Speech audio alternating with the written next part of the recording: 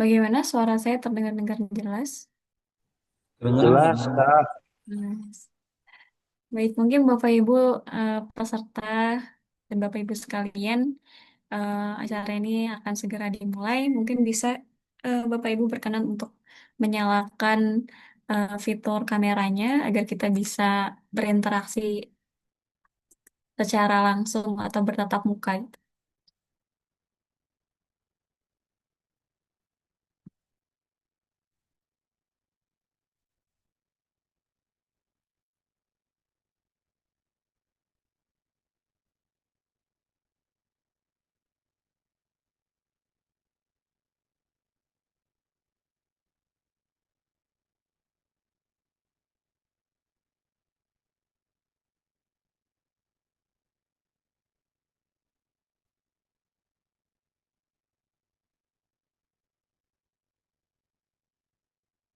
Baik Bapak Ibu, Assalamualaikum warahmatullahi wabarakatuh.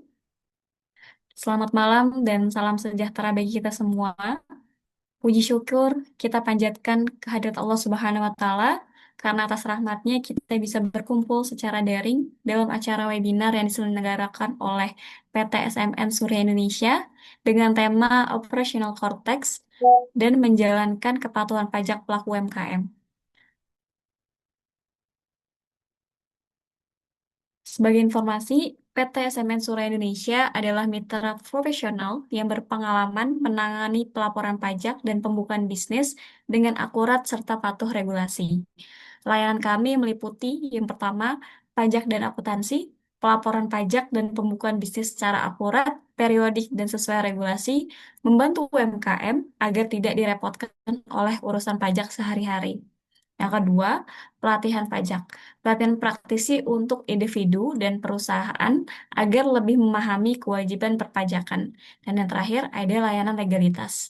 Bantuan pembuatan badan usaha dan pengurusan dokumen legal secara cepat dan terpercaya. Dengan memanfaatkan layanan-layanan ini, Bapak Ibu bisa fokus mengembangkan usaha sambil tetap tenang karena urusan pajak dan legalitas berada di tangan profesional. Jadi, nanti setelah webinar, jangan ragu untuk mengunjungi situs resmi kami atau menghubungi tim kami untuk berkonsultasi lebih lanjut. Perkenalkan, saya Nadia Meliana Hadi yang akan memandu jalannya webinar malam hari ini sebagai MC sekaligus moderator. Sebelum memasuki acara inti, saya ingin mengingatkan bahwa tujuan kita berkumpul malam ini adalah untuk memperdalam pemahaman tentang sistem Cortex dan tata cara menjalankan kepatuhan pajak UMKM secara efisien dan tepat. Kami berharap para peserta mendapatkan manfaat maksimal berupa sertifikat, ilmu baru yang aplikatif, koneksi yang positif, serta insight berguna untuk menjalankan bisnis lebih patuh pajak. Adapun acara kita pada malam hari ini akan berlangsung dengan urutan sebagai berikut. Yang pertama akan ada sambutan dan pembukaan oleh owner PT Surya Mitra, PT SMN Surya Indonesia. Yang kedua, pemaparan materi oleh narasumber. Ketiga, sesi tanya jawab interaktif. Dan yang terakhir akan ada penutupan acara. Selanjutnya, mari kita dengarkan sambutan sekaligus pembukaan dari Bapak Surya Mitra Surya Setiawan SMAK selaku owner dari PT SMN Surya Indonesia. Kepada Bapak Surya Setiawan kami persilakan.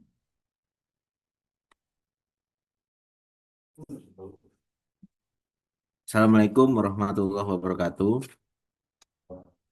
Apa suara saya terdengar? Terdengar. Ya, makasih. Dari ulang ya. Assalamualaikum warahmatullahi wabarakatuh. Waalaikumsalam. Waalaikumsalam warahmatullahi wabarakatuh. Waalaikumsalam. Alhamdulillahirabbil alamin.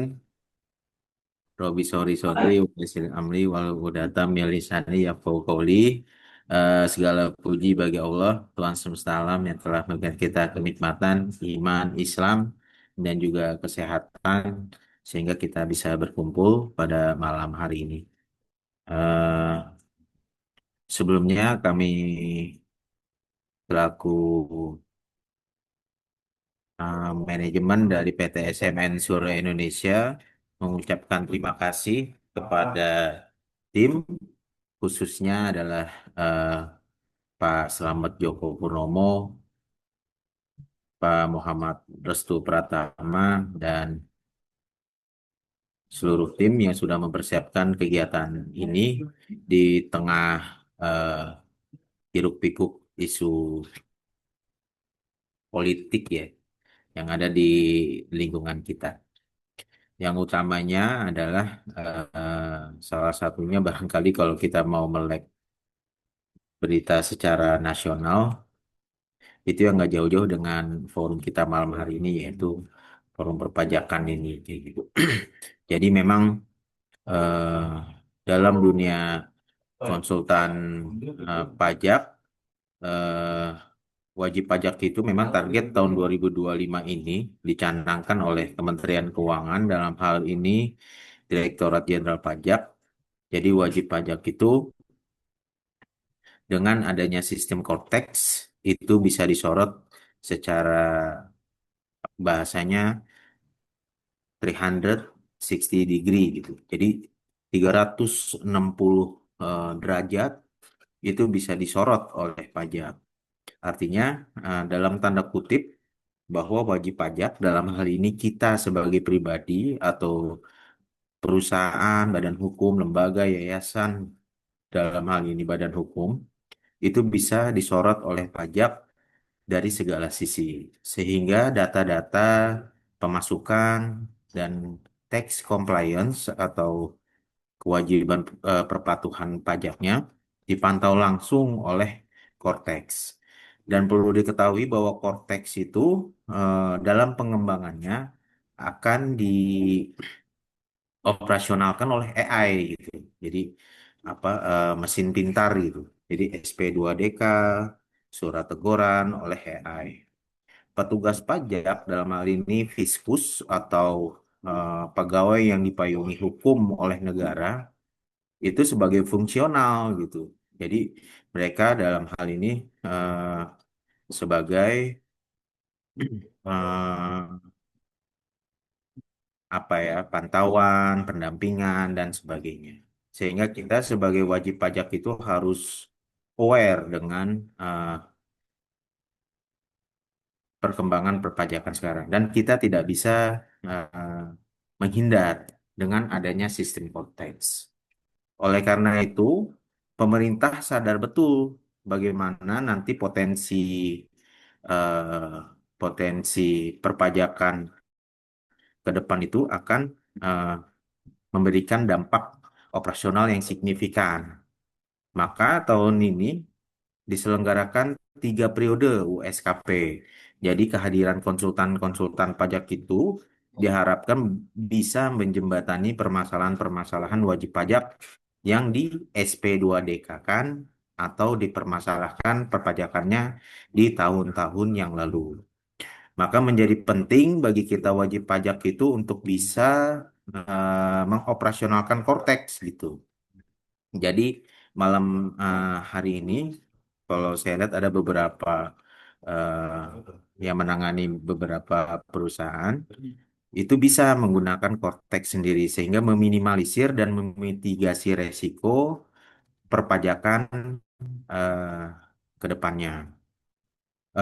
Oleh karena itu harapannya dengan pengantar seperti itu, Bapak Ibu bisa semangat mengikuti acara malam hari ini. Bisa semangat mengikuti malam hari ini dan juga apa namanya memiliki kemauan yang tinggi untuk mempelajari Cortex yang insya Allah mungkin akan kami fasilitasi melalui acara-acara webinar yang sifatnya online seperti ini atau bahkan acara-acara seminar yang sifatnya luring atau offline di beberapa tempat. Terakhir, kami mengucapkan terima kasih kepada seluruh peserta yang sudah hadir pada malam hari ini. Mudah-mudahan ilmu yang kita dapat sifatnya dua arah. Kami sebagai penyelenggara mencoba sharing apa yang selama ini kami dapat dan Bapak Ibu barangkali yang memiliki pengalaman di perusahaan atau pengalaman di bidang-bidang pekerjaan, bisa juga sharing harapan kami apa temuan-temuan yang ada di lapangan sehingga ilmunya dua arah dan kami pun memiliki referensi apa yang harus kami lakukan pelatihan-pelatihan selanjutnya kayak gitu. Itu saja mungkin dari saya. Mohon maaf. Mudah-mudahan kita selalu diberi kesehatan, kesuksesan, keberkahan tentu di tengah-tengah eh, ya hiruk pikuk isu nasional seperti sekarang. Jadi nama saya tuh ini apa Muhammad Surya Setiawan, bukan Surya Mitra Niaga, apalagi Surya Uya Kuya itu ya nanti kita dijarah agak repot juga ya. Jadi gitu ya, Mbak Nadia, nama saya Muhammad Surya Setiawan ya, bukan Surya Mitra Niaga, Pak. Surya Uya Kuya ya. Mana kacamatanya hampir mirip lagi ya. Ya udah, it- itu aja mungkin dari dari saya. Wassalamualaikum warahmatullahi wabarakatuh. Waalaikumsalam warahmatullahi wabarakatuh. Ya, mohon maaf, Pak Surya, saya masih belum move on dari nama PT sebelumnya. Jadi suka salah sebut. Baik, terima kasih kepada Bapak Surya yang sudah memberikan sambutannya. Mungkin ini eh, acara selanjutnya yaitu acara yang ditunggu-tunggu oleh Bapak Ibu. Bapak Ibu akan bertemu dengan narasumber-narasumber yang hebat dari PT SMN Surya Indonesia. Mungkin eh, mari kita mulai acara inti dengan pemaparan materi dari narasumber. Yang mungkin narasumber pertama kita yaitu Bapak Joko Purnomo Eskom. Kepada Bapak Joko Purnomo, apakah sudah hadir? Hadir Kak Nadia. Sudah siap Pak untuk memberikan insight-insight insight-insight yang luar biasa pada peserta? Insya Allah. Oke, baik. Mungkin dipersilakan untuk Bapak Joko Purnomo memberikan materinya.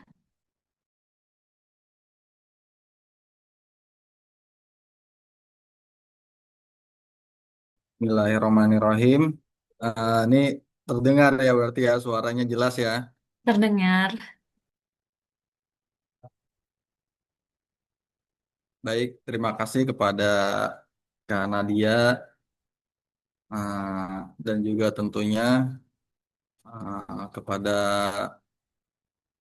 guru saya juga Pak Surya di bidang perpajakan yang tentunya ilmunya sampai saat ini uh, bisa memberikan apa ya namanya inputan kepada klien-kliennya dan juga kami juga di PT SMN.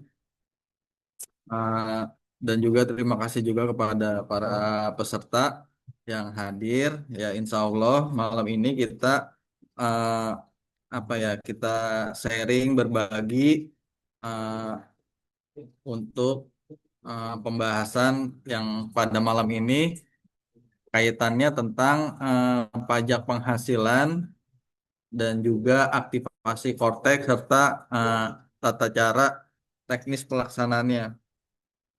Jadi bisa jadi dalam perjalanan sebelumnya Bapak Ibu semua sudah apa ya namanya merasakan sendiri gitu ya eh, penggunaan Cortex gitu. Nah, nah, jadi kita malam ini kita sharing bisa jadi ada informasi yang saya belum tahu ataupun eh, Bapak Ibu yang lebih tahu gitu. Jadi bentuknya kita berbagi informasi juga diskusi atau belajar bersama. Ini saya izin nih ya untuk share screen untuk materinya.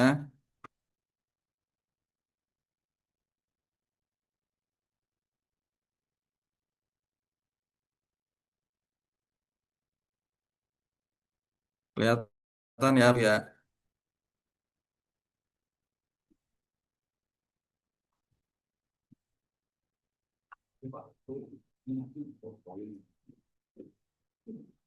Ya, Bapak Ibu semua. Jadi seperti yang sudah diutarakan ke Pak Surya itu bahwa aktif apa namanya pelaksanaan atau implementasi dari Ortek itu memang salah satunya adalah apa ya namanya istilahnya, kan makin ke sini kan teknologi makin maju. Nah, otomatis pemerintah itu juga harus menyesuaikan gitu untuk apa ya namanya eh, adaptasi lah terhadap perkembangan yang sekarang berjalan gitu. Nah, jadi eh, pemerintah membuat namanya PSIAP gitu, pembaharuan sistem administrasi perpajakan, atau KITAS, Kortek Administration System. Jadi kalau kita tuh uh, lebih kenalnya Kortek gitu istilahnya daripada siap gitu. Kalau siap itu bahasa Indonesianya, kalau Kortek bahasa kekiniannya gitu, bahasa Inggrisnya. Nah, jadi dasar hukumnya itu untuk pelaksanaan uh, siap atau Kortek itu memang berdasarkan Undang-Undang Nomor 6 Tahun 1983 tentang Ketentuan Umum dan Tata Cara Perpajakan. Selanjutnya di update terbaru itu dengan Undang-Undang Nomor 7 Tahun 2021 tentang Harmonisasi Peraturan Perpajakan atau HPP. Nah, jadi memang eh, tahun 2021 itu banyak sekali kan apa ya namanya ya musimnya tuh yang pas pemerintahan Jokowi itu harmonisasi perpajakan atau misalnya peraturan-peraturan yang ada dibaca kembali terus direview mana yang perlu di apa namanya yang emang udah ada terus disatukan ataupun maksudnya kurang lengkap itu berarti eh, disempurnakan gitu.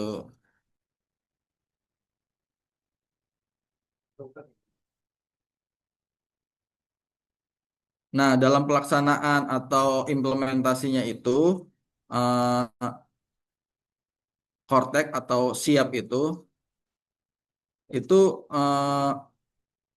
memakai peraturan pemerintah nomor 40 tahun 2018 tentang ketentuan perpajakan dalam rangka pelaksanaan sistem inti administrasi perpajakan. Untuk apa namanya untuk lebih terangnya lagi melalui ada PMK nomor 81 tahun 2024 tentang ketentuan perpajakan dalam rangka pelaksanaan sistem inti administrasi perpajakan. Jadi di PMK ini, nah jadi kan gini ya, kalau di dalam sistem negara itu harus ada dasarnya untuk melaksanakan sesuatunya. Nah, termasuk Kortek. Mulainya itu kan yang kita ketahui bersama itu 1 Januari 2025. Nah, di PMK nomor 81 tahun 2024 salah satunya bahasannya adalah tanggal pelaksanaan dari implementasi Kortek itu. Nah, tujuan dari pelaksanaan uh,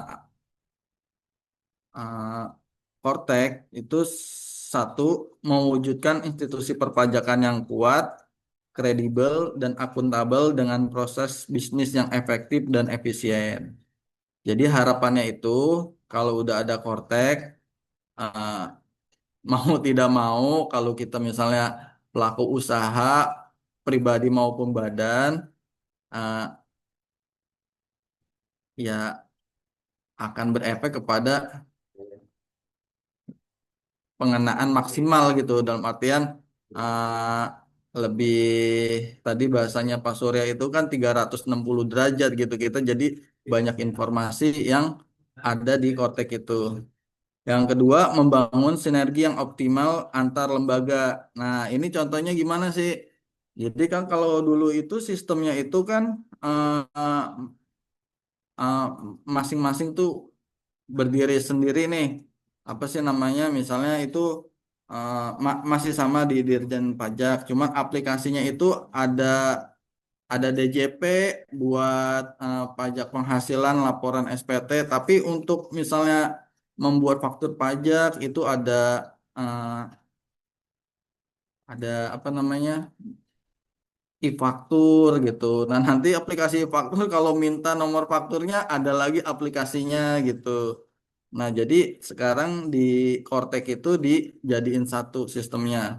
Nah, antar lembaga itu salah satunya efeknya itu gini. Jadi kalau misalnya eh, kita nih pribadi, terus misalnya mau ngajuin apa sih namanya, mau melakukan transaksi jual beli tanah. Nah, itu kalau misalnya kita non efektif di status pajaknya, maka kita mau nggak mau harus aktifin dengan cara salah satunya pengaktifan Kortek. Jadi itu udah terintegrasi tuh antara apa hmm, instansi yang satu kaitannya dengan Badan Pertanahan, yang satu lagi dengan sistem pajak. Yang ketiga, meningkatkan kepatuhan wajib pajak. Ya tadi, jadi ya makin ke sini kan eh, apa ya, biaya yang harus apa bahasanya tuh anggaran pemerintah itu semakin besar. Nah, harapannya dengan adanya Kortek itu jadi kita pemerintah itu bisa memaksimalkan pendapatannya. Empat, meningkatkan penerimaan negara. Ya itu tadi. Jadi penerimaan negara itu kalau ada Kortek bisa maksimal. Nah, kita harus ngelihatnya di sisi positifnya ya, Bapak Ibu semua, bahwa dengan menerima apa meningkatnya penerimaan negara itu sebenarnya peluang program-program pemerintah itu bisa berjalan dengan baik gitu. Jadi kalau misalnya sekarang ada program makan bergizi gratis itu ya, atau sekolah rakyat ya, insya Allah itu berdasarkan dari program ini meningkatkan penerimaan negara. Jadi memang eh, harus dilihatnya, dipandangnya dari sisi positifnya bahwa kontribusi warga negara terhadap negara adalah dengan mematuhi perpajakan, sistem perpajakan. Nah, tadi kita eh, membahas pajak penghasilan. Nah, pajak penghasilan itu salah satunya adalah PPh satu. Pengertiannya kalau dalam PMK 168 tahun 2023 adalah pajak penghasilan pasal 21 adalah pajak atas penghasilan berupa gaji, upah, honorarium, tunjangan, uang pensiun, dan pembayaran lain dengan nama dan dalam bentuk apapun sehubungan dengan pekerjaan, jasa, atau kegiatan yang dilakukan oleh wajib pajak pribadi dalam negeri. Nah, jadi eh, intinya adalah di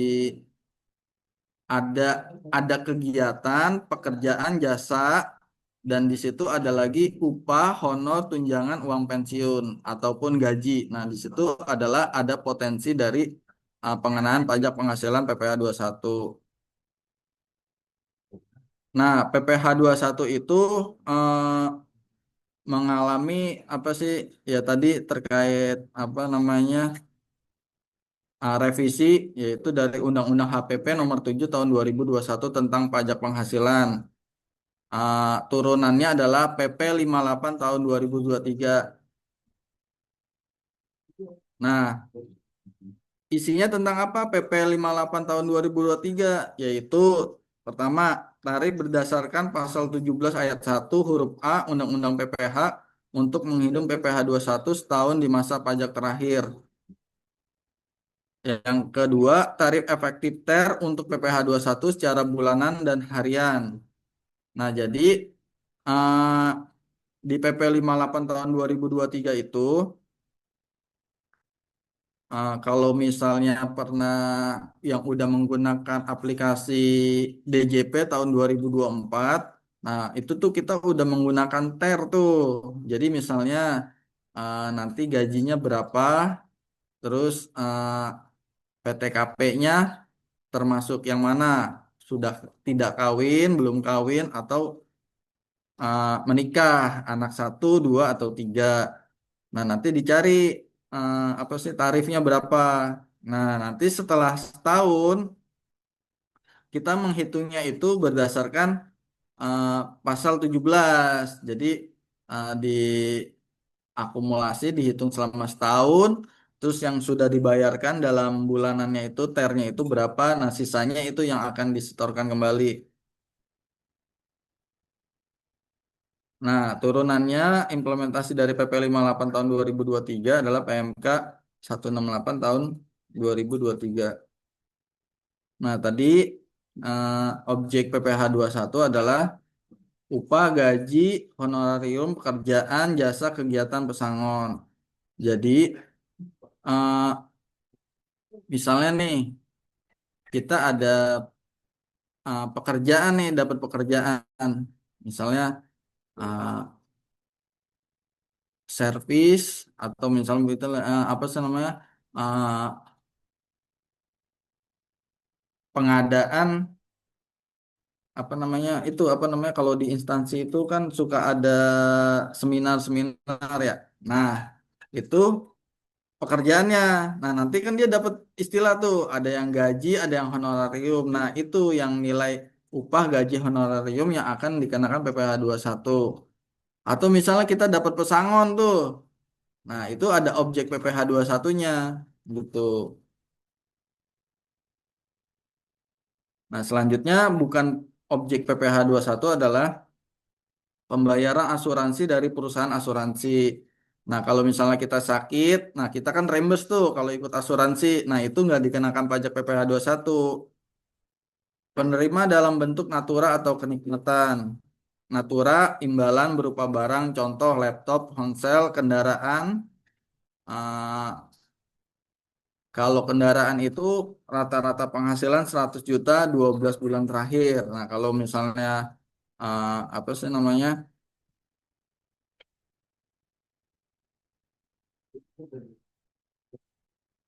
Dia penghasilannya rata-rata 100 juta dalam 12, maka tidak dikenakan PPh satu. Kalau misalnya kita dapat ponsel dari atau laptop dari perusahaan buat fasilitas kerja, nah itu tidak dikenakan PPh satu.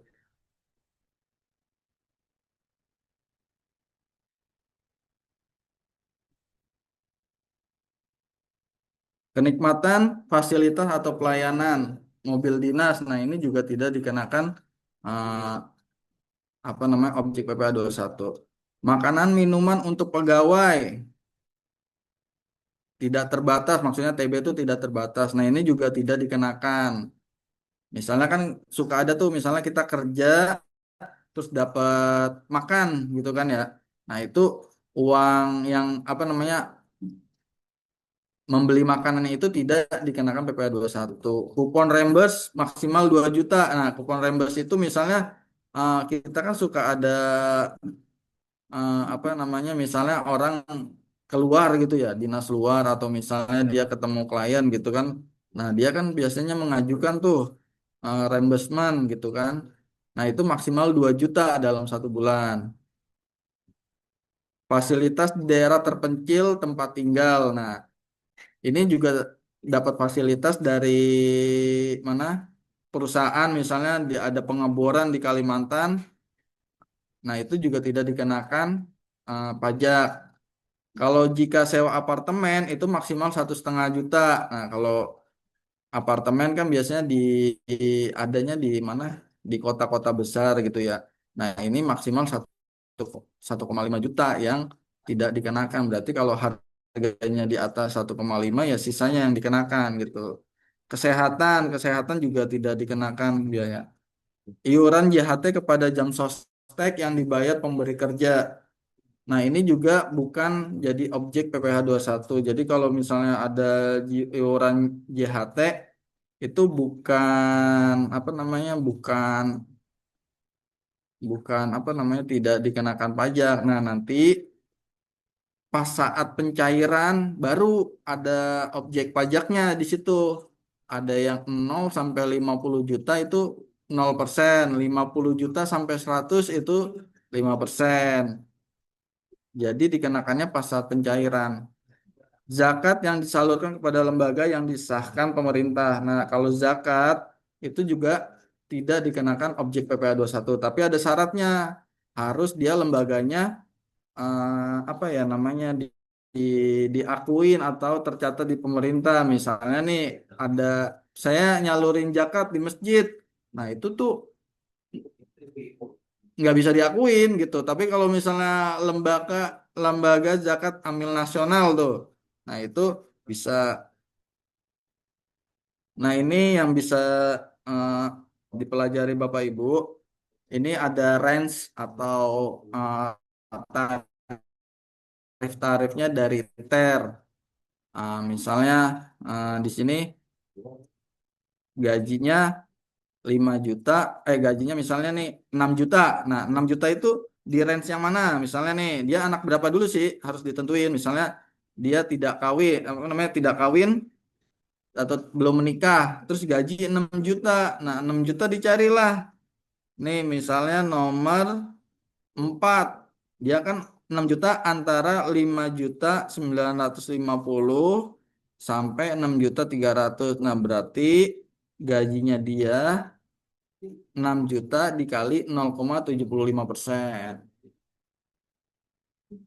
Nah, ini yang TER A. TER A itu PTKP-nya belum menikah, tidak menikah, anak satu, menikah, anak nol. Nah, selanjutnya TER B.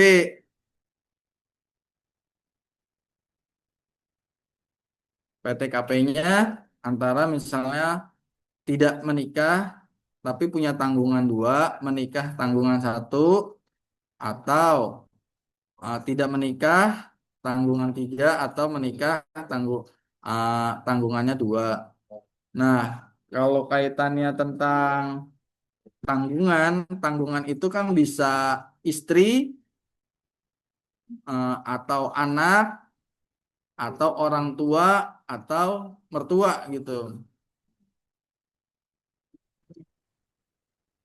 Nah, tapi syaratnya satu, kalau yang menjadi tanggungan bahwa dia tidak bekerja gitu. Jadi kalau misalnya dia bekerja, Nah, punya Honda. penghasilan, dia tidak Iya, bisa emang dijadikan biar tahu orang-orang ganti dong kan. eh, apa namanya Tipenya. menikah.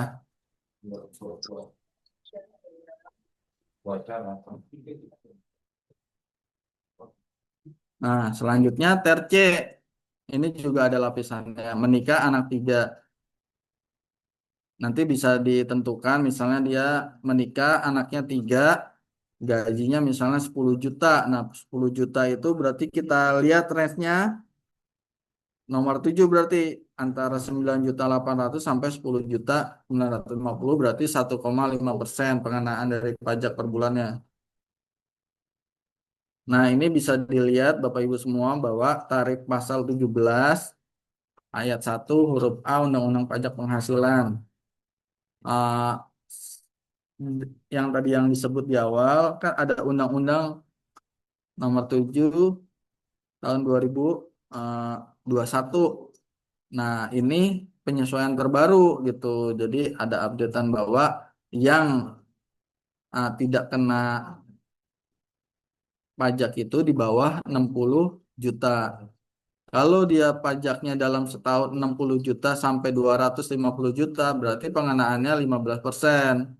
Dan selanjutnya 250 juta sampai 500 juta dalam setahun 25%, 500 juta sampai 5 miliar pengenaan pajaknya 30%, kalau 5 miliar 35%. Nah, jadi kalau Bapak Ibu penghasilannya semakin tinggi, memang kalau dihitung sih memang eh, nilainya besar, tapi sebenarnya itu bagian dari istilahnya keadilan yang di apa ya namanya yang di yang ditentukan oleh pemerintah supaya penghasilannya besar, dia harus memberikan apa sih namanya penghasilannya besar sebagai bentuk apa namanya pemerataan.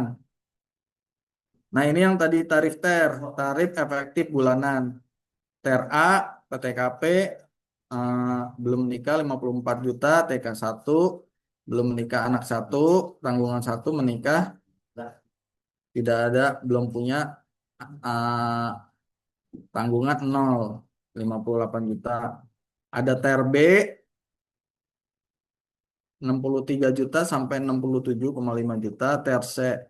Nah, ini ada tarif efektif harian.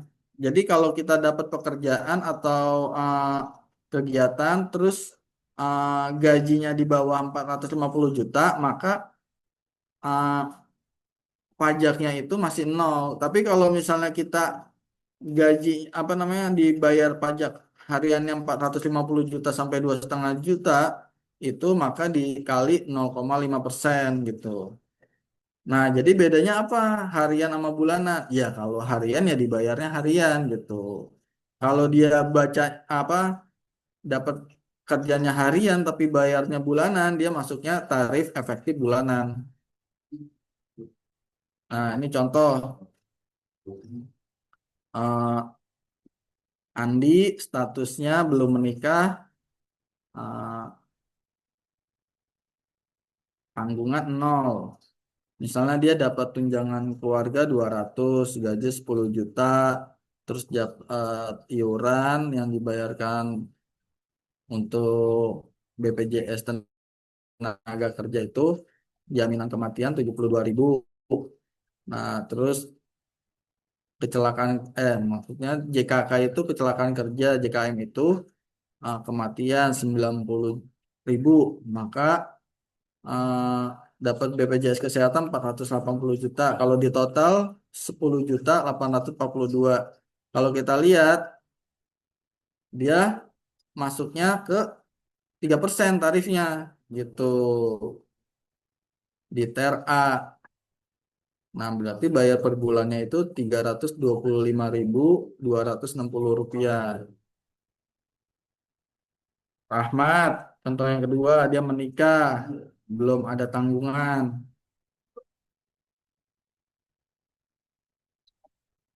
Keluarga 100.000 tunjangannya, gajinya 5 juta, jaminan kecelakaan kerjanya 12.000, kematian 15.000, BPJS Kesehatan 320.000, berarti totalnya 5.447, tarif PPh-nya 0,25, yaitu di 13.617 rupiah. Nah, contoh yang kedua, misalnya Anto itu dapat fee marketing. Nah, dibayarnya 15 juta sebulan. Dasar perhitungannya adalah 7.500.000, 50% dari gaji. Nah, dikenakan tarif pasal 17, 5%. Totalnya 375.000. Ya, kalau dipotong nanti 15 juta diambil 375.000, yang diterima itu 14.625. Ari, misalnya dia sebagai influencer kerjanya. Nah, gaji yang dibayarkan 12.500.000. Nah, kalau ini di gross up, berarti gross up-nya itu maksudnya pajak PPh-nya itu ditanggung sama pemberi kerja.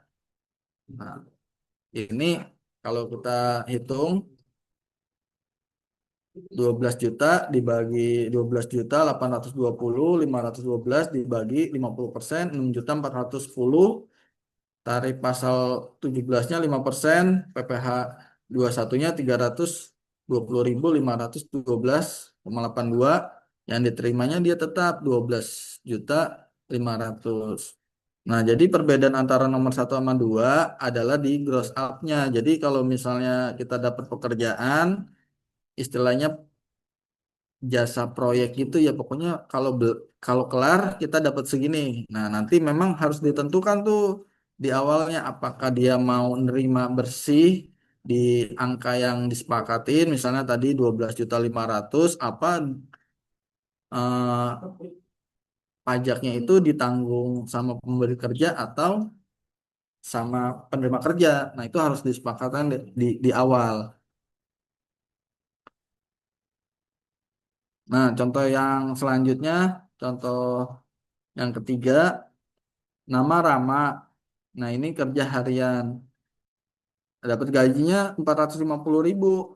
kumulatifnya 450.000, berarti pengenaannya itu 450.000, tarifnya 0, sesuai tadi per harian. Per hari kedua 450.000, total, maaf ya ini salah ketik, harusnya 900.000, ya tetap dia pengenaannya 450.000, pajaknya PPh-nya 0. Contoh yang selanjutnya, Rani gajinya 2.500.000.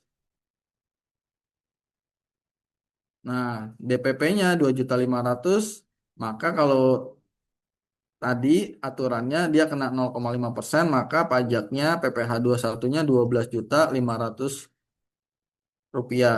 12.500 rupiah. Kalau hari kedua dia dapat eh, gajinya 3 juta, maka dia kena tarifnya 5%. Nah, ini kan beda ya. Tadi kan DPP-nya tetap sama 2.500.000, yang kedua DPP-nya 50%. Tarifnya 5%, jadi 75 juta. Nah, jadi kalau misalnya tadi yang di sebelumnya, kalau dia penghasilannya lebih dari 2.500.000, maka dikenakannya itu pakai tarif pasal 17. Makanya di sini apa DPP-nya bukan 3 juta tapi 1.500.000, tapi tarifnya mengikuti yang pertama 5%, 17 juta, karena 0 sampai 60 juta gitu. Nah, selanjutnya pajak penghasilan PPh 22 dan juga PPh 23. Pengertian pajak penghasilan PPh 22 adalah PPh yang penghasilan yang dipungut oleh bendaharawan pemerintah pusat atau daerah, instansi atau lembaga pemerintah berkenaan dengan pembayaran atas penyerahan barang. Nah, kalau misalnya Bapak Ibu kerja sama pemerintah, instansi, ya pasti tuh dikenain tuh tarif pajaknya tuh ah, antara 1,5 sampai 2%. Yang kedua adalah badan tertentu baik dalam pemerintah maupun swasta berkenaan dengan kegiatan bidang impor. Nah, kalau bidang impor itu juga dikenakan. Kalau misalnya ah, dia punya API, itu kena tarifnya 2,5%. Kalau nggak punya berarti 7,5%.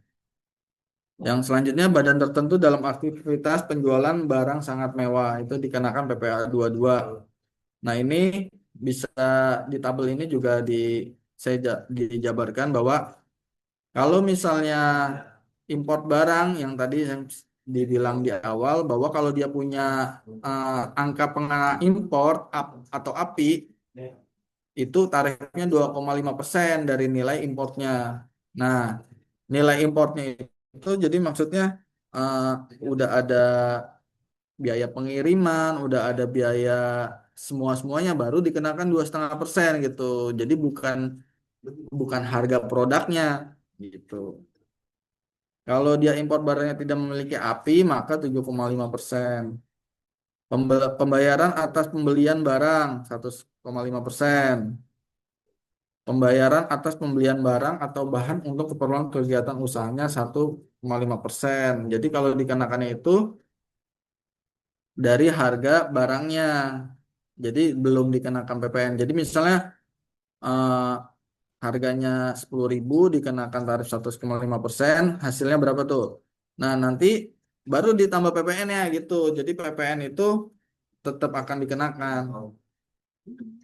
Selanjutnya, pengertian pajak penghasilan pasal 23 adalah pajak yang dikenakan terhadap penghasilan yang diperoleh dari satu, penyerahan jasa, penggunaan modal, yang ketiga penyelenggaraan kegiatan.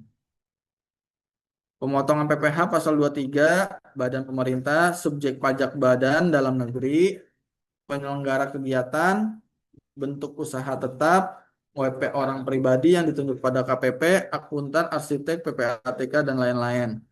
Jadi kalau misalnya PPh 23, kalau ada jasa, nah itu dikenakan tuh pasalnya apa?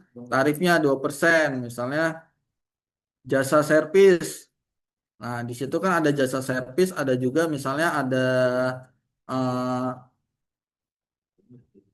servis AC, misalnya servis AC 100.000. Nah, terus beli harga ada penggantian spare part itu misalnya 200.000, berarti yang dikenakan itu adalah 100.000-nya untuk jasanya. Berarti 100.000 2%-nya itu 20.000.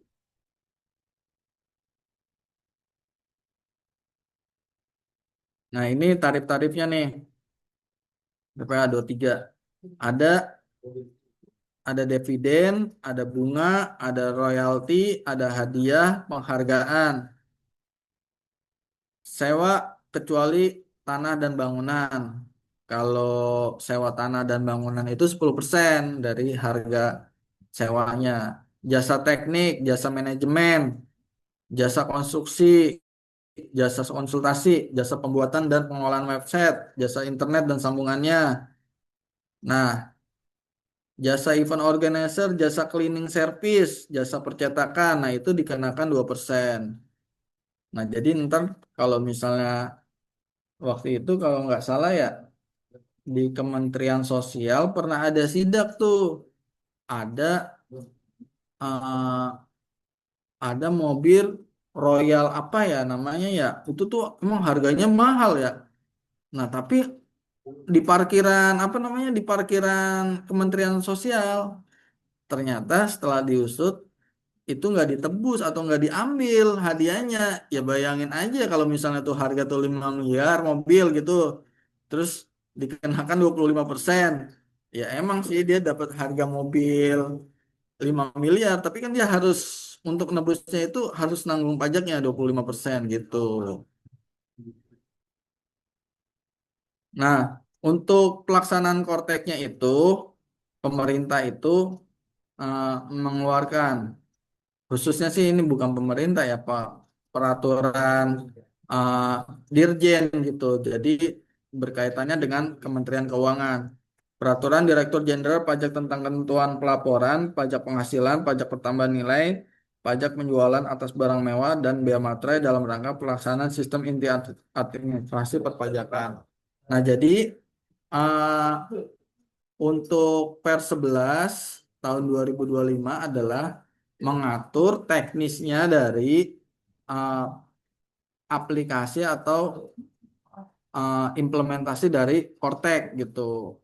Nah, ini ada ya tentang pajak penghasilan, pajak pertambahan nilai, pajak penjualan, bea materai, itu yang diatur. Nah, nanti kalau misalnya ada pajak lainnya itu dia mengeluarkan lagi Kementerian Keuangan Perjanjian nomor berapa gitu. Nah, selanjutnya kita masuk ke aktivasi Kortek nih.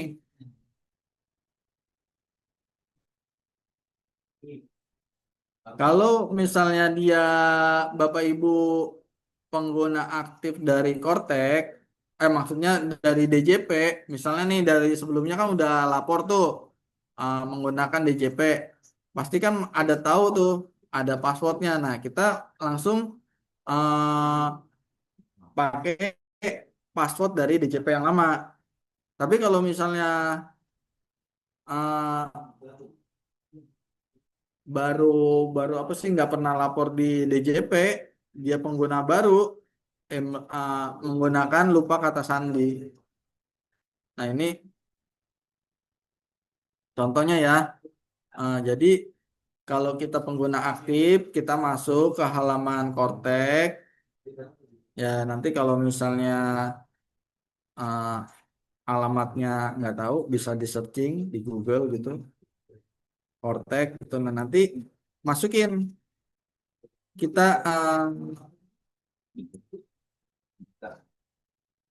pakai NIK gitu. Nah, jadi sistemnya sekarang itu kan antara nomor NPWP dan NIK itu kan sudah terintegrasi, istilahnya memiliki sama bisa dijadikan nomor yang sama. Jadi kita memakai NIK gitu. Jadi bukan kalau NPWP itu kita loginnya buat NPWP badan. Jadi kalau yang memakai NPWP Kalau pribadi dia makainya nick. Nah, nanti kita login ke Cortex. Nah, setelah masukkan nicknya, terus kalau kita pengguna DJP aktif, masukkan password yang di DJP-nya. Nah, nanti masuk ke menu yang tampilan ini nih. Pilih bisa surat elektronik atau nomor gawai. Nah, nanti sama sistem dikasih kisi-kisinya nih, kira-kira alamat email apa yang terdaftar di sana atau nomor telepon berapa kita yang mana yang terdaftar. Setelah itu masukkan tujuan konfirmasinya, masukkan captchanya, kirim. Nah, nanti dikirimkan surat, bukan surat ya, apa link seperti di bawah ini. Nah, ke email atau ke nomor gawai. Nah, kalau pakai nomor gawai itu berarti kita harus punya pulsa. Kalau nggak punya pulsa, nggak kekirim. Nah, setelah itu kalau kita klik linknya, kita masuk ke change pass, nah, apa? Change password. Jadi untuk merubah passwordnya, masukkan aja new password, confirm, new passphrase, sama confirm passphrase. Kalau bisa eh, kita samakan aja biar nggak terlalu apa namanya kita terlalu banyak kata sandi. Nah untuk penulisannya itu eh, ada huruf besar kecilnya, kombinasi angka dan juga simbol. Kalau udah di klik save, lo apa namanya save maka berhasil berarti ntar bisa login. Nah, kalau jika wajib pajaknya baru, maka langsung tadi pilih di lupa kata sandi, masukkan ID-nya, ID NIK ya. Nah, nanti sama kalau kita klik surat elektronik atau nomor gawe, kita dikasih sama referensinya. Kita udah masukin, klik kirim. Nah, nanti baru kirim kembali apanya linknya. Nah, nanti kita masukin passwordnya sama pokoknya kalau di Cortex itu berarti kombinasi angka, huruf sama simbol. Lalu klik save. Nah, kalau kita udah masuk ke apa namanya ke Cortex udah aktif. Nah, nanti misalnya nih saya apa namanya saya ada punya apa perusahaan sebagai direktur. Nah, maka kita harus nyeting tuh apa sih namanya supaya saat kita login pakai nick kita masuknya perusahaannya itu melalui nick dari penanggung jawab gitu.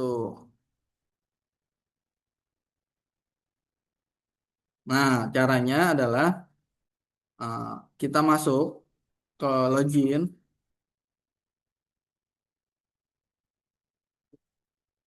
Nah, selanjutnya pilih profil saya. Profil saya itu uh, kita loginnya ke ini ya, ke mana ke ke badan ya, ke badan ya.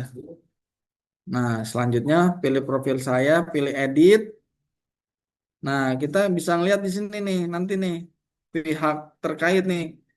Nah, kalau misalnya dia apa sih namanya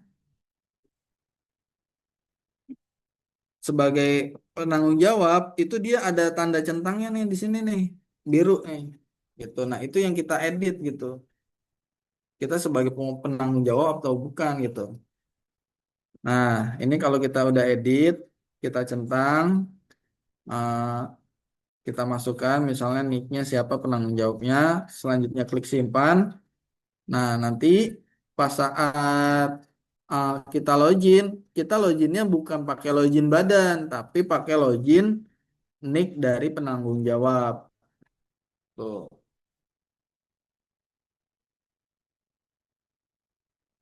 Nah, selanjutnya eh, cara membuat bukti potong PPh satu di Cortex.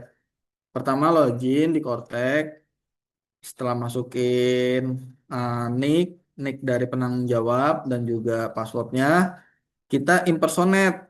Kita pilih nih apa namanya wajib pajak badannya. Nah, selanjutnya kita pilih ibu pot. Bukti pemotongan bulanan pegawai tetap kita pilih. Selanjutnya kita pilih create ebupat MP. Nah, kita di sini masukin nih data-datanya nih. Misalnya bulan apa nih? Terus kita pegawai asing atau bukan? Terus masukkan NIK KTP. Pilih statusnya. Tadi apakah kita misalnya belum nikah apa sudah menikah. Terus jabatannya, fasilitas pajaknya jika tidak pilih maka tanpa fasilitas. Maksudnya kalau kita nggak punya fasilitas, pilihnya tanpa fasilitas.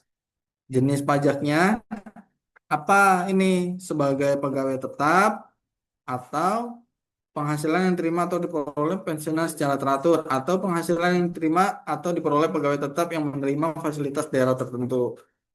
Nah, kita pilih sesuai dengan kita ya, kebutuhannya. Selanjutnya masukkan angkanya, angka gaji yang diterima, lalu submit. Nah, sistem juga udah menghitung sendiri nih. Kita jadi, ya tadi kan ada konsep TER. Kita nggak perlu nyari satu-satu, tinggal masukin angkanya aja. Asal pemilihannya tadi tepat, status PTKP-nya, nanti dia akan mengeluarkan PPh satu yang harus dibayar. Misalnya di sini gajinya 8.500.000, anaknya K2, masuknya tarif 1%, 85.000. Selanjutnya klik submit. Nah, kalau kita udah buat, selanjutnya upload bukti potong. Nah, ini contohnya. Jadi kalau udah dibuat, nanti dia masuknya di belum terbit. Nah, caranya untuk menerbitkannya, pilih bukti potongnya, lalu terbitkan. Kalau udah selesai, uh, dia masuk ke pilihan atau daftar ke telah terbit. Nah, kalau udah telah terbit, nah berarti kita sudah bisa membuat SPT atau surat pemberitahuannya. Caranya, pilih surat pemberitahuan SPT, klik surat pemberitahuan SPT. Nah, nanti muncul di tampilan SPT belum disampaikan. Pilih konsep kalau misalnya belum ada listnya atau kita belum pernah tarik datanya. Pilih konsep, buat konsep SPT. Selanjutnya, eh, kita pilih PPh pasal 21 atau 26. Lalu klik tombol lanjutkan. Nah, selanjutnya masukkan periodenya tahun pajaknya. Lalu lanjutkan. Selanjutnya pilih model SPT-nya normal. Kalau kita baru pertama kali berarti normal. Kalau misalnya udah pernah dilaporkan berarti pembetulan. Nah, selanjutnya klik buat konsep. Setelah buat konsep, maka tuh dia tampilannya tuh ini seperti ini nih yang di bawah nih. Ada tampilan tanda pensil, terus sama bulannya. Nah, jadi kalau untuk melaporkannya kita klik tanda pensil itu. Selanjutnya tampilannya adalah seperti uh, yang ini Bapak Ibu.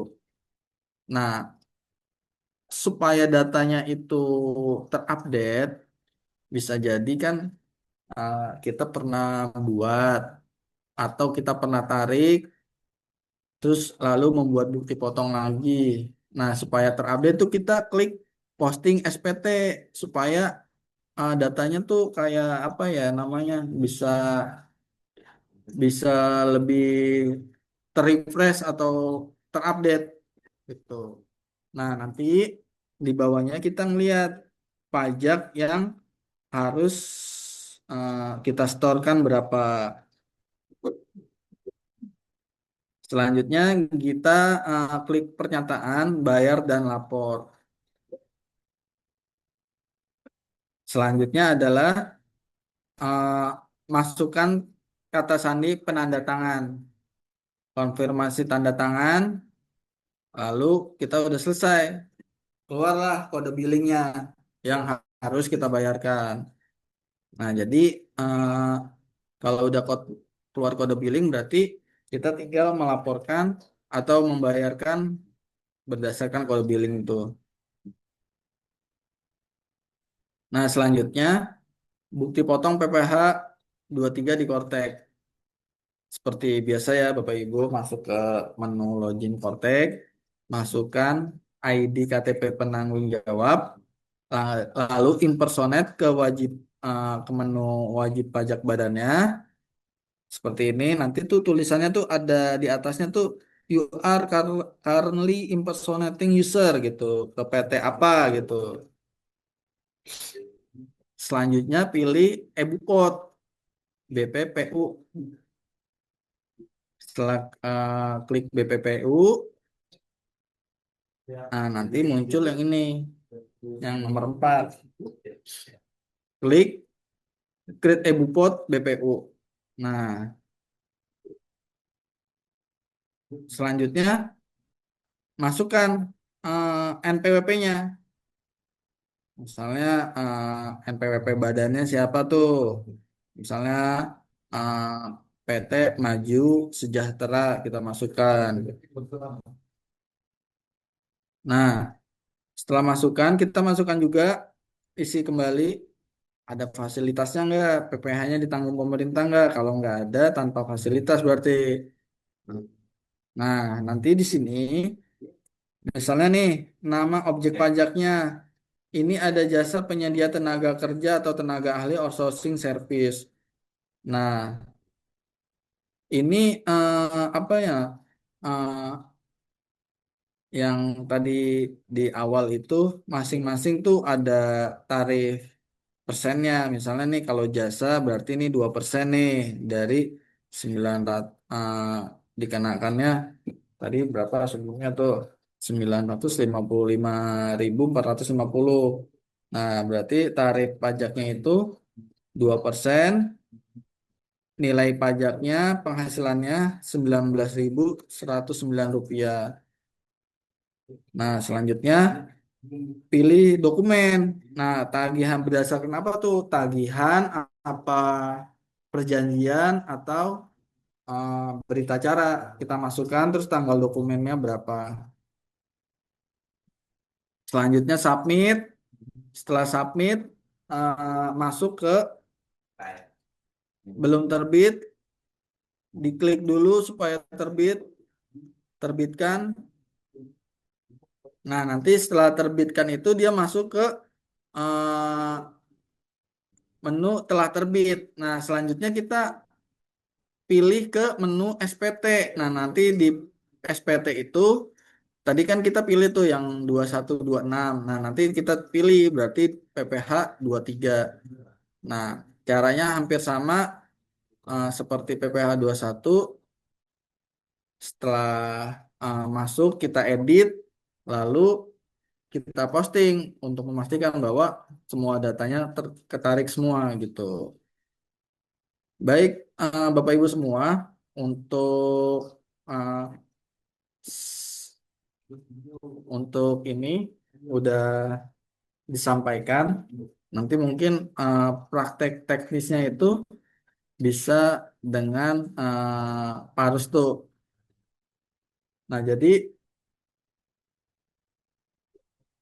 ini untuk apa sih namanya cara-caranya. Nanti untuk kadang kalau kita nggak praktekin tuh suka agak keder, makanya uh, akan kami contohin untuk prakteknya di kontek. Baik, begitu Kak Nadia untuk yang saya sampaikan. Baik, terima kasih Bapak Joko yang sudah memberikan penjelasan yang sangat informatif. Eh, Mungkin kita lanjut ke materi yang kedua oleh Bapak Muhammad Restu Putra Pratama selaku praktisi konsultan pajak. Kepada Pak Restu, apakah sudah hadir? Hadir Kak Nadia.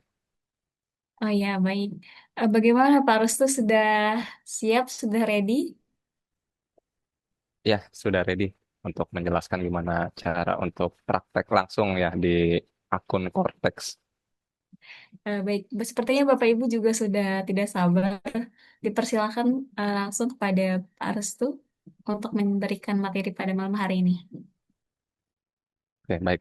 Terima kasih sebelumnya untuk Kak Nadia sudah memberikan kesempatan untuk menjelaskan tentang cara untuk penggunaan Cortex ini ya. Oke. Ya, baik untuk teman-teman peserta di sini, izinkan saya untuk melakukan cara apa untuk menggunakan Cortex di sini ya.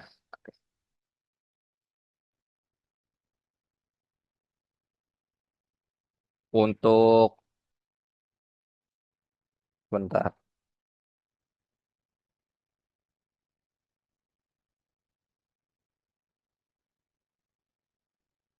Nah, jadi untuk ada suara kan Om J?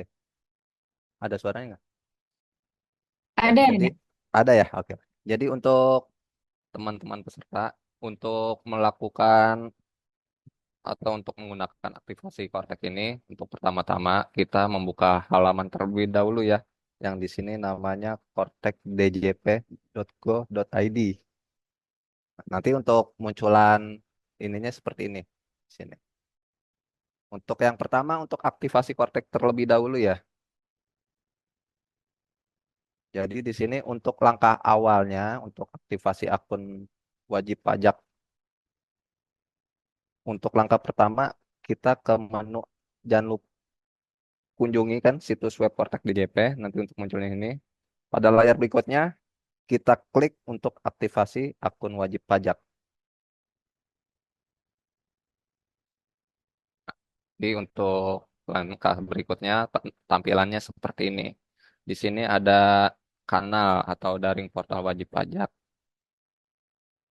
Di sini ada untuk tanggal pemohonan juga ya, yang tertera sesuai dengan yang ingin dibikin. Nah, lalu di sini ada apakah wajib pajak sudah terdaftar? Jangan lupa kita klik di sini untuk kotaknya ya, kita isi centang. Nah, untuk selanjutnya di sini dan untuk dua kotak ini sebagai penanggung jawab wajib pajak perusahaan atau bukan, kita tidak centang ya, dan proksi warisan tidak terbagi juga biarkan saja, tidak usah dicentang. Nah, untuk langkah berikutnya di sini untuk pemilihan wajib pajaknya. Ada namanya nomor pokok wajib pajaknya. Nah, jangan lupa ini diisi dengan NIK kita. Kita isi 16 digit NIK kita. Contoh ya, kita isi untuk NIK-nya.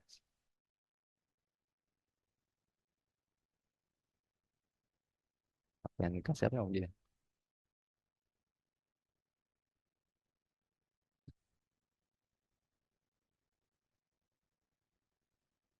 Nah, kita isi NIK-nya.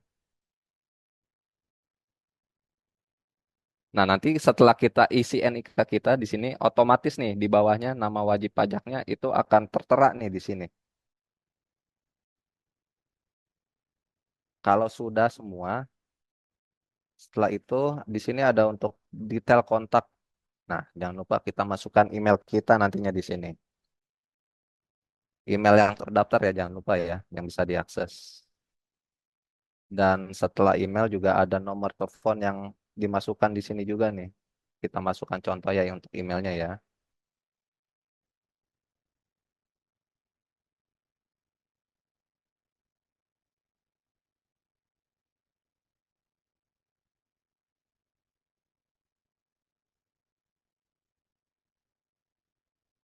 Gmail.com.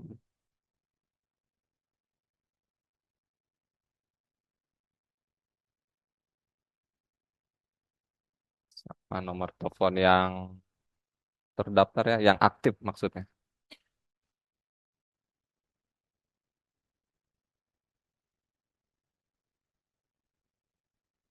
Nah, kalau misalnya sudah benar semua ini, di sini tandanya nggak silang seperti ini ya. Dia ada tanda checklist berwarna hijau. Seperti itu.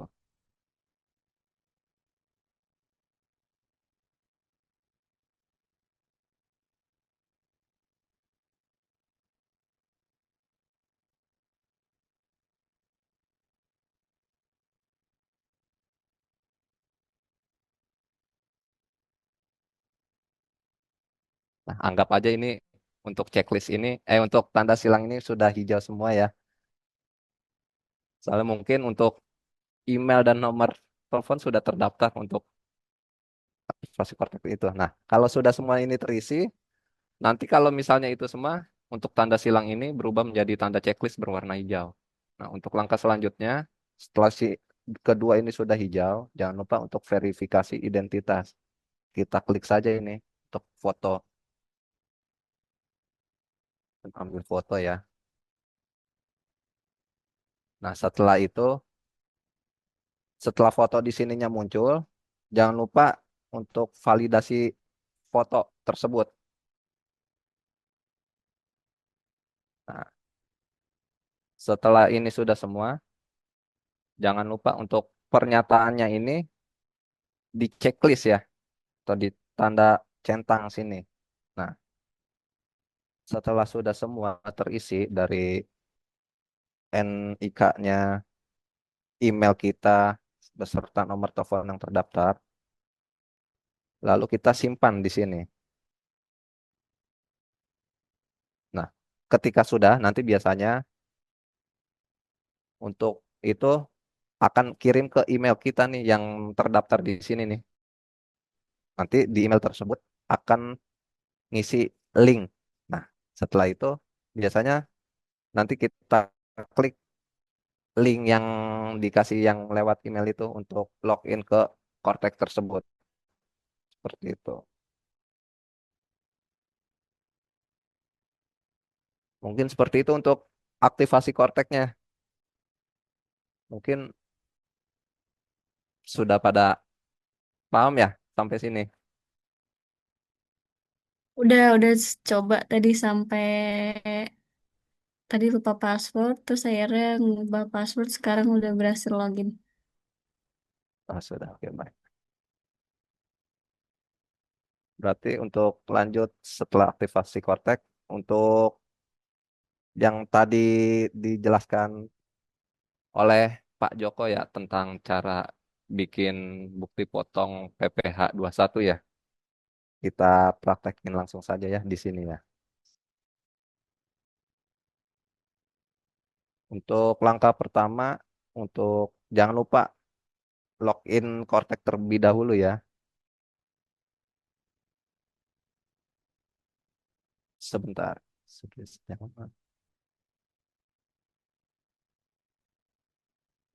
Jangan lupa untuk login dengan NIK di sini atau ID penggunanya.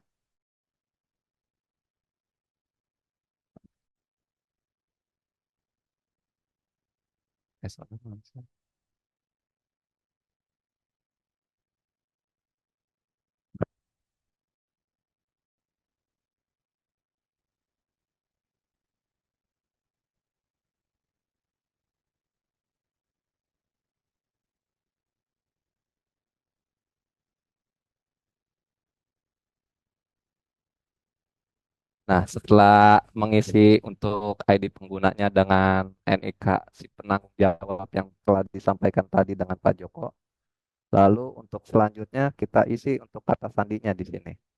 Nah, ketika keduanya sudah terisi, jangan lupa untuk mengisi captcha di sini.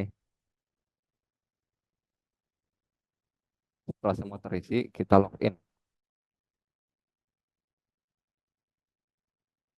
Nah, untuk langkah pertama kita loginnya dengan ID PIC pengguna ya, atau penanggung jawabnya di sini. Nah, setelah masukkan untuk tampilannya seperti ini. Di sini ada nih untuk nama si penanggung jawabnya. Contoh di sini kan ada nih namanya Muhammad Surya ya. Nah, untuk itu selanjutnya jangan lupa diimpersonate ke akun wajib pajak badannya di sini. Kita ganti ya dari PIC pengguna ke akun wajib pajak badannya.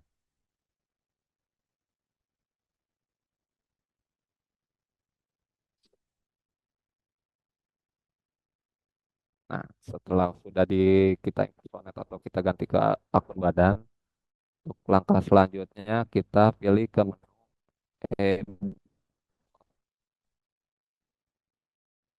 Setelah e-Bupon ini kita pilih dengan menu bukti pemotong bulanan pegawai tetap yang telah disampaikan juga tadi dengan Pak Joko ya.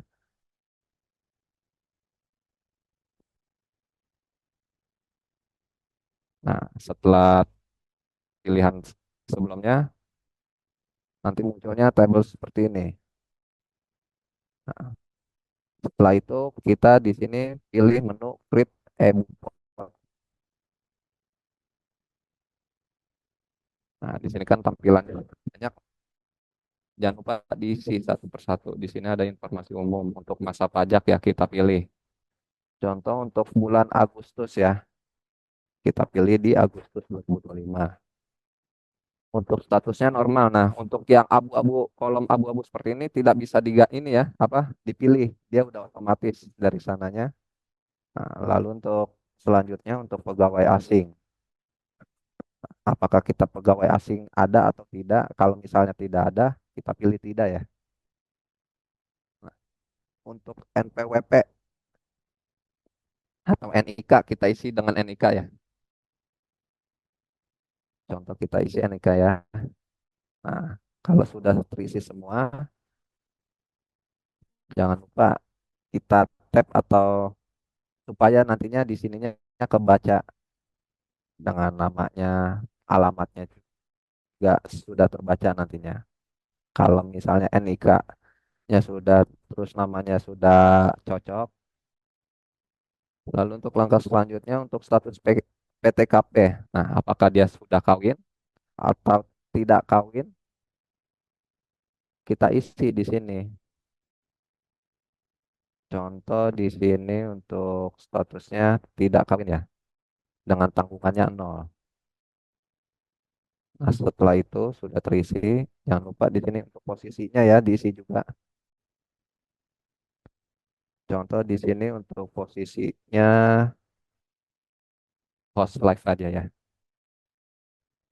Nah, kalau sudah ke halaman berikutnya untuk fasilitas perpajakan. Nah, di sini ada untuk fasilitas pajak yang dimiliki oleh penyetor. Apakah ada atau tidak? Misalnya tidak ada, kita isi dengan tanpa fasilitas. Nah, selanjutnya untuk nama objek pajaknya di sini.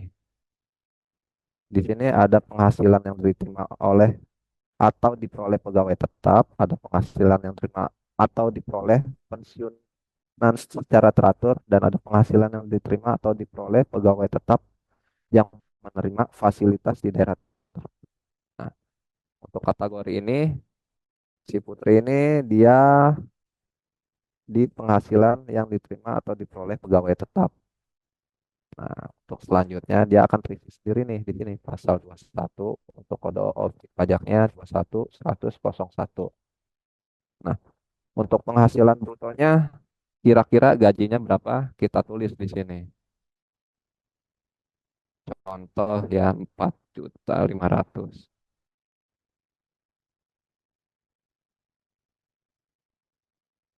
Kalau sudah kita pencet dengan tab saja. Nanti dia akan terisi otomatis di sini.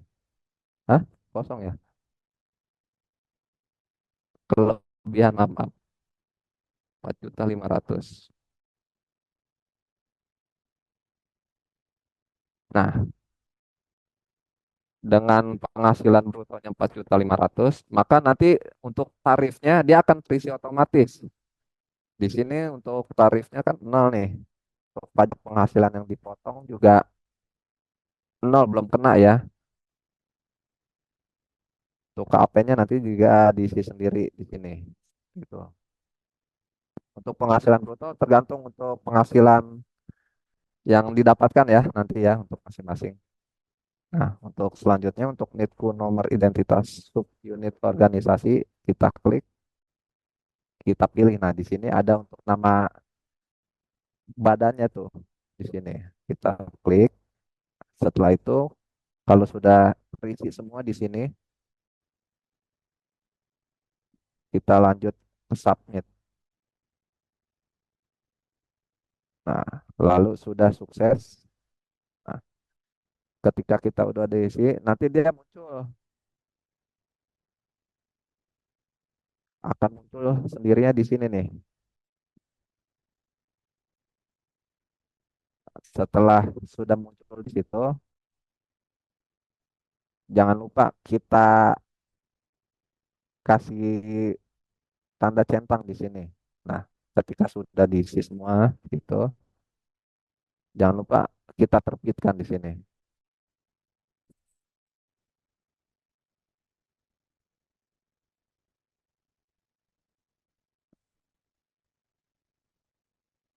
Nah, setelah sudah diterbitkan, dia akan sukses dan di menu kolom yang belum terbit akan hilang dengan sendirinya. Nah, pindahnya ke telah terbit.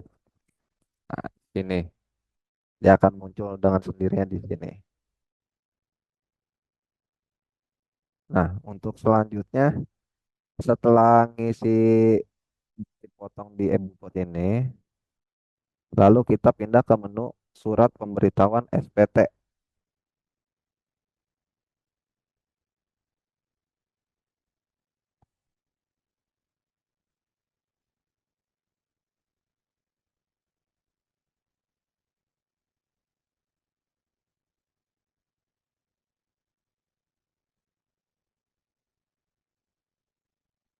Nah, sudah muncul ketika kita klik surat pemberitahuan SPT di sini.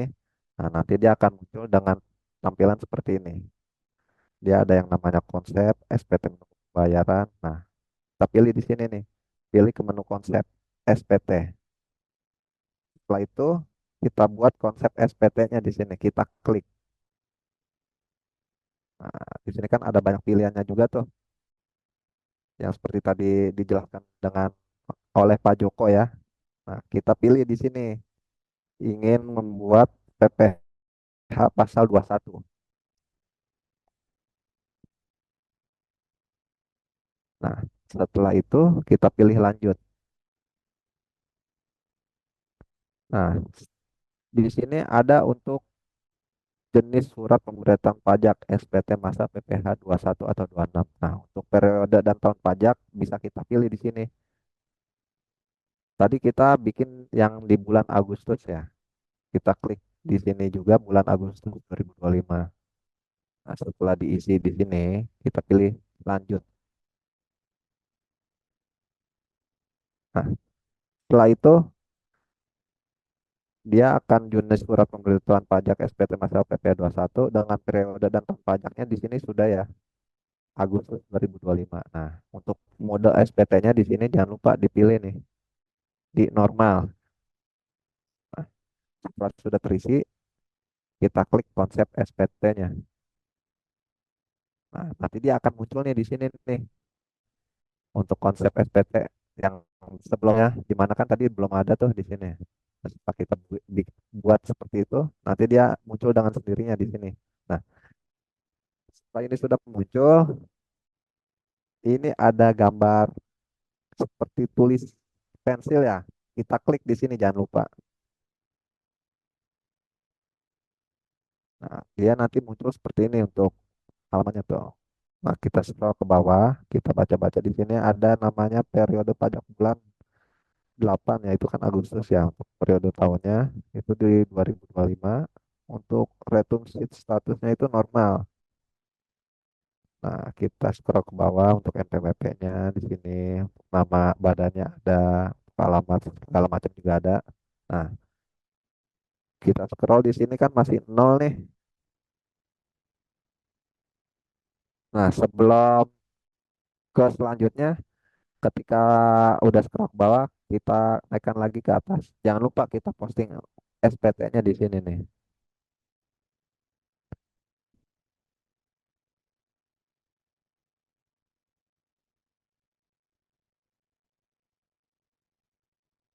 Nah, biasanya kalau yang tadi untuk penghasilan kan 4.500.000 ya. Nah, biasanya Kak untuk tarifnya kan masih nol loh. Nah, biasanya kalau misalnya tarifnya ada nominalnya, dengan sendirinya nanti di sini juga dia akan mengikuti sesuai dengan apa yang dibikin di bukti potong sebelumnya di sini. Itu setelah diposting ya. dia akan berubah dan ya, berhubung sebelumnya tarifnya nol, di sini juga maka tetap nol juga seperti itu. Nah, kalau sudah diposting, setelah itu jangan lupa yang ini di tanda checklist centang. Nah, setelah itu simpan konsep. Habis simpan konsep, biasanya dia nanti minta untuk apa namanya password. Nah, untuk password itu biasanya kita isi dengan password yang kita masuk ke akun Cortex sebelumnya dengan password yang sama seperti itu. Setelah itu bayar dan lapor. Nah, nanti setelah udah bayar dan lapor, nanti dia akan muncul dengan kode billing yang seperti disampaikan dengan Pak Joko sebelumnya seperti itu. Itu kode billing untuk pembayaran di SPT satu seperti itu. Jadi mungkin untuk langkahnya seperti itu untuk bukti potong dan cara lapor SPT 21-nya.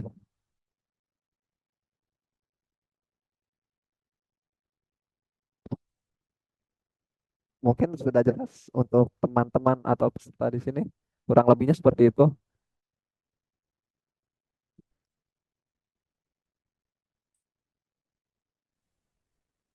Tadi aku coba masukin NPWP pas yang buat pep Bupot itu, Pak. Tapi di sini tulisannya belum Belum ter terdaftar dalam sistem. Berarti harus didaftarin dulu ya? Iya, itu belum terdaftar ya, itunya ya. Iya. Yang 0000 itu ya. Oh, apanya tuh Om? Pak, yang 000 itu. Tadi karena dia udah sampai mana yang bukti Baru yang potong ya. tadi Bupot, iya. Soalnya sampai situ udah di sini saat ini belum terdaftar dalam sistem. Sistem akan otomatis menggunakan TIN. TIN ya, kode TIN yang 0000 itu ya. Iya, 99000. Ya Itu itu belum. berarti belum kedaftar ya, Pak? Nah, ya itu biasanya kalau seperti itu mesti diaktifasi dulu itunya seperti itu. Oh, oh Nomor ya. NIK-nya seperti itu belum terdaftar atau aktifasi karena dia seperti itu. Oke. Nah, mungkin di sini Bapak Ibu boleh langsung aja ya Pak Joko dan Pak Restu kita langsung masuk ke sesi diskusi. Bagaimana Bapak Ibu mungkin ada yang ingin ditanyakan berkaitan dengan materi atau pengaplikasian dari Cortex sendiri? Apakah ada yang ingin ditanyakan?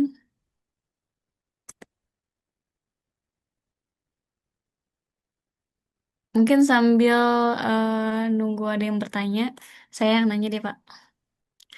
Kalau dari para student Pak Joko sendiri, selaku praktisi atau yang emang sudah biasa gitu ya memegang aplikasi sebelumnya dan juga yang sekarang Cortex, sebenarnya apa yang eh, apa yang paling dirasakan apa ya apa yang paling dirasakan perbedaannya gitu dari Pak Joko sama Pak Restu gitu dari aplikasi DJP sebelumnya dengan yang Cortex sendiri. Karena kan tadi aku lihat juga kan dia tuh kayak bisa multiple akun gitu kan. Jadi mungkin tadi punya Pak Surya, terus diklik lagi bisa ke em, maksudnya badan terus bisa jadi perorangan gitu ya Pak. Jadi mungkin atasan bisa ngontrolnya lebih enak atau bagaimana gitu. Mungkin dari Pak Restu sama Pak Joko merasakannya bagaimana gitu terkaitan terkait dengan peralihan dari aplikasi DJP ke Cortex gitu. Kira-kira apa sih yang benar-benar dirasakan perbedaannya gitu? Apakah memudahkan atau menyulitkan atau bagaimana gitu? Ya, Boleh? terima kasih Kak Nadia. Nah, jadi yang tadi tadi saya sampaikan bahwa kalau Cortex itu sebenarnya kan eh, sistem yang emang dibuat tuh sebenarnya kalau aplikasi mobile tuh istilahnya super app, semua tuh ada di situ gitu ya. Kita mau Ya, kita ngomongin itu ya, super app itu aplikasi, beli ini, beli itu ada di situ semua gitu. Nah, Cortex itu kalau di dalam sistem perpajakan ya itu sebenarnya cukup ini juga cukup eh, informasinya tuh cukup universal gitu, banyak gitu. Tadi kalau misalnya beberapa tahun sebelumnya tuh misalnya kita kalau mau bikin faktur pajak itu kita harus masuk ke U- eh, e-faktur aplikasi di desktop. Setelah itu diupload, eh, di dikirim laporinnya dari web faktur. Nah, kalau misalnya nomornya habis, kita minta atau kunjungin ke alamat namanya Enova. Nah, jadi udah 3 aplikasi tuh yang di dalam satu sistem. Nah, tapi kalau udah Cortex itu udah otomatis gitu, udah ngecek apa namanya bikin eh, faktur pajak udah satu di e-faktur gitu.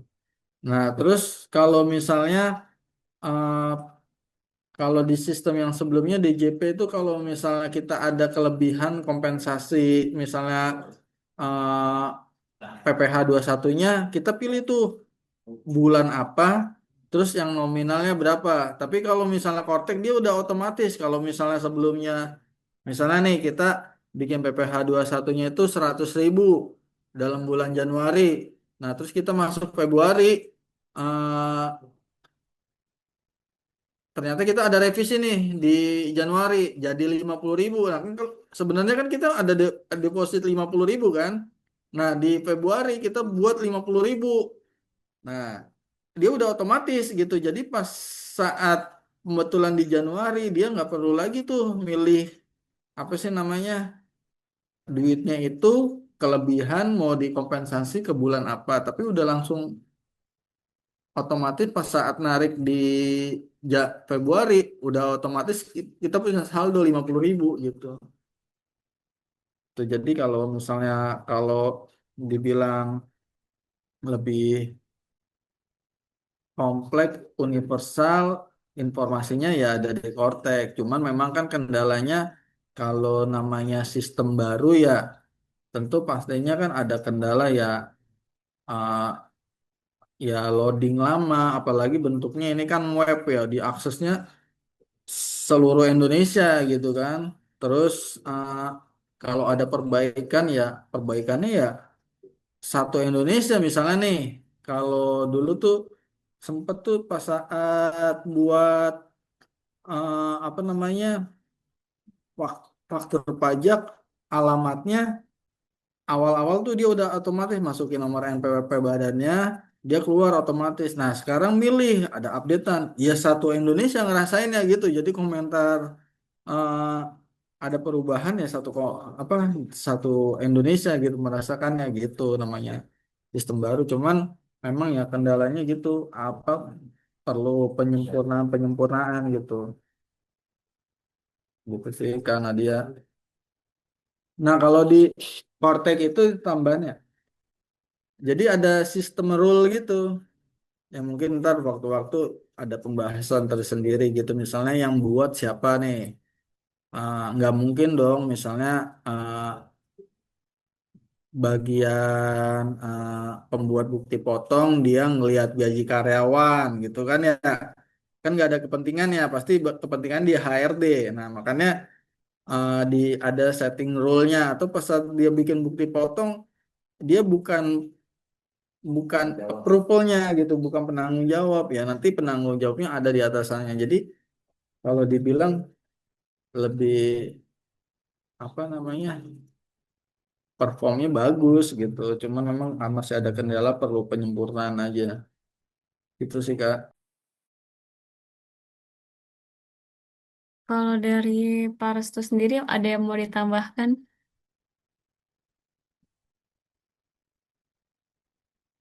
Menambahkan statement dari Pak Joko. Ya mungkin cukup ya apa yang telah disampaikan oleh Pak Joko tadi udah dirangkum semuanya seperti itu. Oh iya, baik. Eh, Artinya sebenarnya itu sangat memudahkan gitu ya buat kita sebagai praktisi di yang berkecimpung di perpajakan gitu ya Pak sebetulnya. Cuman emang eh, PR-nya untuk saat ini adalah sistemnya belum sempurna gitu ya. Jadinya makanya banyak kendala kayak loadingnya lama dan sebagainya gitu. Tapi kalau dilihat-lihat berarti sebenarnya ini sistemnya makin bagus ya, kayak sistem akuntansi. Dia sama-sama pakai cold accounting, maksudnya berbentuk cold gitu website. Terus juga punya settingan tersendiri gitu. Nah, mungkin nanti HRD punya sendiri, staff yang megang bagian ini tersendiri gitu. Jadi nggak nyampur-nyampur gitu kepentingannya ya. Itu artinya memudahkan juga ya, Pak. Mungkin dari Bapak Ibu yang lain ada yang mau bertanya berkaitan dengan Cortex sendiri.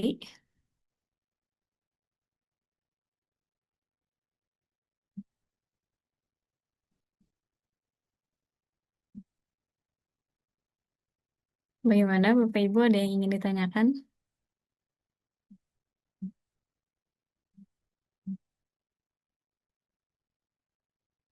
Oke, kayaknya belum ada nih. eh Mungkin closing statement kali ya dari Pak Restu dan juga Pak Joko berkaitan dengan materi pada hari ini untuk Bapak Ibu yang ada di sini, atau nanti mungkin bisa ditujukan ke em, viewers. Ini kan juga pastinya bakal masuk YouTube atau followingnya dari PT SMN Surya Indonesia gitu. Mungkin bisa dimulai dari tadi Pak Joko sudah panjang lebar, sekarang mungkin bagian Pak Restu memberikan closing statement untuk materi pada hari ini atau pertemuan pada hari ini.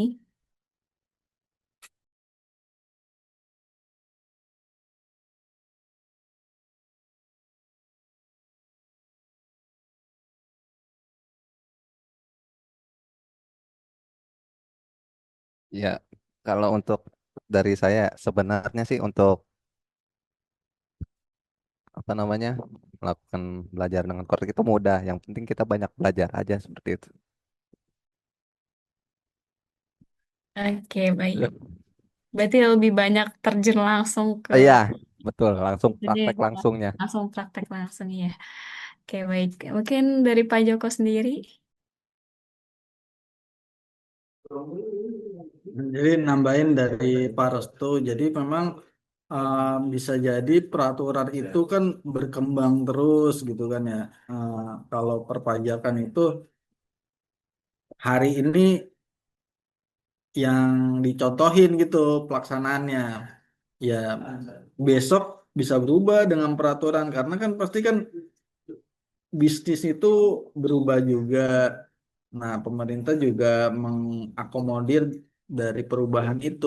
Jadi makanya kalau di pajak itu lebih dinamis gitu peraturan-peraturannya. Jadi ya kita benar kata Pak Restu harus banyak baca peraturan dan juga banyak belajar tentang cara eh, memenuhi kepatuhan perpajakan gitu sih karena dia. Baik, berarti selain pengaplikasiannya atau belajar langsung gitu ya, terjun ke korteksnya, juga update gitu ya sama peraturan-peraturan pemerintah gitu. Karena Betul, mungkin Pak. akan berbeda gitu setiap bulan, setiap hari, atau sesuai dengan eh, pemerintahnya sendiri ya Pak ya. Oke, baik. Eh Mungkin itu sudah cukup Pak Restu sama Pak Joko. Sudah cukup yang disampaikan. Apa ada yang ingin sampaikan lagi? Cukup Kak. Oke, baik. Mungkin kalau Bapak Ibu nggak mau susah-susah belajar Cortex atau nggak punya waktu buat belajar otodidak ya, pengaplikasian Cortexnya, bisa langsung aja gitu ya, pakai jasanya PT SMN Surya Indonesia. Karena di sini memang ahlinya gitu. Dan nggak perlu diragukan lagi untuk pengaplikasian Cortexnya gitu. Jadi Bapak Ibu tinggal terima beres aja gitu. Ya nanti kalau Bapak Ibu ada yang ingin bertanya-tanya ya lebih lanjut, bisa follow Instagramnya PTSMN Surya Indonesia atau YouTube-nya. Sekarang juga PTSMN ini punya TikTok juga. Mungkin Bapak Ibu yang suka main TikTok bisa langsung follow aja TikTok PTSMN Surya Indonesia karena di sana banyak info-info ya. Selain webinar, juga PTSMN ini suka mengedukasi gitu ya berkaitan dengan perpajakan. Baik Bapak Ibu, tibalah kita di penghujung acara. Terima kasih atas partisipasi aktif Bapak Ibu, sekaligus penghargaan setinggi-tingginya kepada pemateri kita pada hari ini, Pak Restu dan juga Pak Joko. Terima kasih atas ilmu yang sudah dibagikan. Semoga bermanfaat, berkah selalu untuk ilmunya. Semoga webinar ini menjadi bekal Bapak Ibu dalam mengelola pajak UMKM melalui Cortex secara benar dan efisien. Jangan lupa terus ikuti informasi program selanjutnya dari PTSMN Surya Indonesia dan memanfaatkan layanan pajak dan akuntansi, pelatihan pajak, dan layanan legalitas untuk mendukung operasional usaha Bapak Ibu sekalian. Akhir kata, dimaafkan apabila terdapat kekurangan dalam penyampaian acara malam ini. Kurang lebihnya mohon maaf. Wassalamualaikum warahmatullahi wabarakatuh. Terima kasih Bapak Ibu sekalian. Waalaikumsalam Terima warahmatullahi kasih Waalaikumsalam Pak wabarakatuh. Surya, warahmatullahi terima wabarakatuh. kasih Pak Bapak Joko, Ibu terima sekalian. kasih. Sama-sama Kak Nadia. Waalaikumsalam. Foto-foto Mbak Nadia. Iya betul, kita belum dokumentasi. Mungkin Bapak Ibu di sini sebelum kita akhiri, kita bisa dokumentasi terlebih dahulu. Bisa on cam dulu biar kelihatan eh, wajah-wajahnya.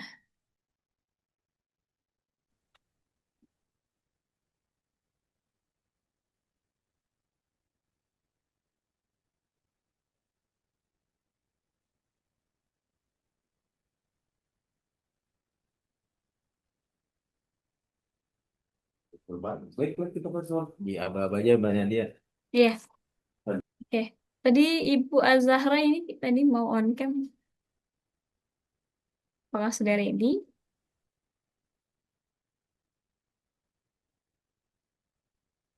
Ibu Azahra? Iya, baik. Saya hitung 1, 2, 3. Bentar ya, saya kirim dulu biar nggak hilang.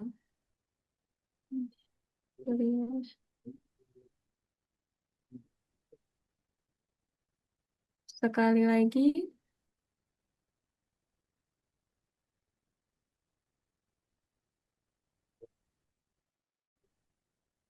Bentar saya hitung. 1, 2, 3.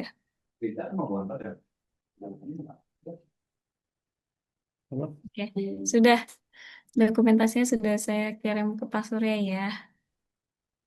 Apa Pak Surya ada yang mau ditambahin lagi? Udah cukup ya? Oke, terima kasih Mbak Oke, Nadia. terima kasih semuanya Bapak Ibu. Ya, Assalamualaikum. Di balai aman Pak Sur? Waalaikumsalam. Nah, kita ada lift ya? Lift ya? Lift kan? Lift kan ya? Oke.